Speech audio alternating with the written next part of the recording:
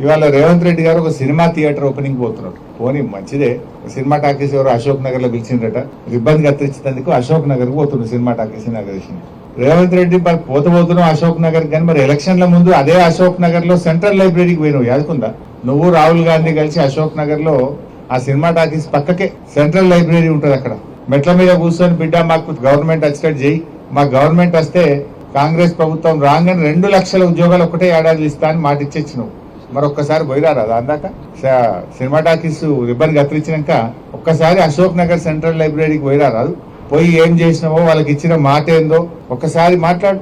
నిన్న దిల్సుఖ్ నగర్ లో పిల్లలంతా రోడ్ల మీదకి వచ్చి ధర్నా చేసింది. ఎన్నికల ముందు కాంగ్రెస్ వాళ్ళేమో 2 లక్షల ఉద్యోగాలు ఏడాది ఇస్తాం, గవర్నమెంట్ ఉద్యోగాలు ఇస్తామన్నారు. నిన్న అసెంబ్లీలో మంత్రి శ్రీధర్ బాబు గారు చెప్తున్నారు, గవర్నమెంట్ ఉద్యోగాలు ఆడుంటాయి బై, ప్రైవేట్ లో నౌకరు చేసుకోపోయి అందరి గవర్నమెంట్ ఉద్యోగాలు ఇచ్చి సాధ్యమవుతుందా? ఇది కాదు అని చేతులు ఎత్తేసాడు. బట్టి విక్రమార్క గారేమో జాబ్ క్యాలెండర్ పెట్టి జాబ్లెస్ క్యాలెండర్ చేసేసిండు దాన్ని. మరి ఇప్పుడు అశోక్ నగర్ కు రేవంత్ రెడ్డి గారు సినిమా టాకీస్ ఇనాగ్రేషన్ పోతే 1000 మంది పోలీసు వాళ్ళని పెట్టిరట. ఏదైనా సందులకెళ్ళి పొలాలు అత్తారేమో అడుగుతారేమో అని 1000 మంది పోలీసు వాళ్ళని పెట్టుకుని సినిమా టాకీస్ ఇనాగ్రేషన్ పోతుండే. ఇప్పుడు నిన్న మొన్న దిల్సుఖ్ నగర్ లో పిల్లలు పాపం ఏమైనాయి మా 2 లక్షల ఉద్యోగాలు, ఏమైంది మా జాబ్ క్యాలెండర్ అని అడిగితే వాళ్ళ ఈపులన్నీ వాయగొట్టారు, బూతులు తిట్టింది పోలీస్ అధికారులు. మనం చూసినాం సోషల్ మీడియాలో ఆ నిరుద్యోగ పిల్లల్ని నోటితో ఉచ్చరించలేని భాషలో బూతులు తిట్టుకుంటూ ఈపులన్నీ పగలగొట్టిండ్రు, రక్తాన్ని చిందించే విధంగా కొట్టిండ్రు పిల్లల్ని. ఇప్పుడేమో ఈయన అశోక్ నగర్ పోయి సినిమా టాకీస్ ఇనాగ్రేషన్ చేస్తారు. నేను రేవంత్ రెడ్డి డిమాండ్ చేస్తున్నా, సరే సినిమా టాకీస్ కు పోతావా, యాడికి పోతావో నీ ఇష్టం, నేను దాని గురించి మాట్లాడా. కానీ అదే అశోక్ నగర్ లో నువ్వు ఇనాగ్రేషన్ చేసే సినిమా థియేటర్ పక్కనే అశోక్ నగర్ సెంట్రల్ లైబ్రరీ ఉంది. అక్కడికి వెళ్లి పిల్లలకు ఆనాడు నువ్వు ఏం మాట ఇచ్చినవో, ఎన్ని ఉద్యోగాలు ఇచ్చినవో దాని సంగతి చెప్పు. దాకా పోయి అశోక్ నగర్ సెంట్రల్ లైబ్రరీ దాకా పోయి నీ జాబ్ క్యాలెండర్ సంగతి ఏందో, నీ నిరుద్యోగ భృతి ఏందో, ఆడపిల్లల స్కూటీలు ఏందో, నీ 2 లక్షల ఉద్యోగాల కథ ఏందో చెప్పు.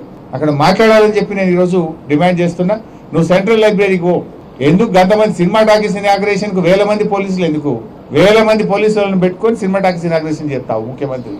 మరి ఎన్నికల ముందు అయితేనేమో ఆడికి పోతివి, ఇప్పుడు ఎన్నికలు అయిపోయినాక ఇక అశోక్ నగర్ సెంట్రల్ లైబ్రరీ యాదకొస్తలేదా? అదే సరూర్ నగర్ స్టేడియంలో ప్రియాంక గాంధీ గారిని తీసుకొచ్చి ఆనాడు యూత్ పాలసీ అని డిక్లేర్ చేసినావు కదా. పిల్లలకు ఎగ్జామ్లకు ఫీజే ఉండదు అన్నాడు, ఇప్పుడేమో ముక్కు వెండి ఫీజు వసూలు చేస్తుండు.